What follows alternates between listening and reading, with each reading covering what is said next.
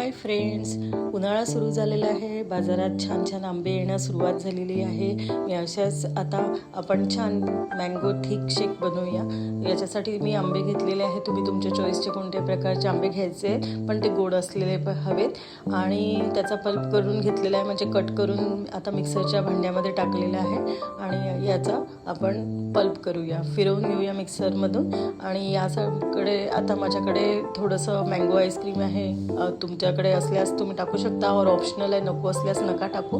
आणि 2 इथे कप मी थंड दूध टाकून घेतलेलं आहे. आता तुम्हाला साखर हवी असल्यास तुमच्या आंब्याच्या चवीनुसार साखर टाका. मी याच्यात अजिबात साखर टाकली नाही आहे. आणि पुन्हा मिक्सरमधून फिरवून घेऊया. चला तर छान थंड थंड आपला थिक शेक तयार झालेला आहे. थिक मँगो शेक तयार झालेला आहे. तर याच्यात आपण तुम्ही ड्रायफ्रूट कट करूनही टाकू शकता, पण मला ड्रायफ्रूटपेक्षाही गोड, माझा आंबा खूप गोड आहे तर त्याच्यापासून मी फोडी टाकून घेते.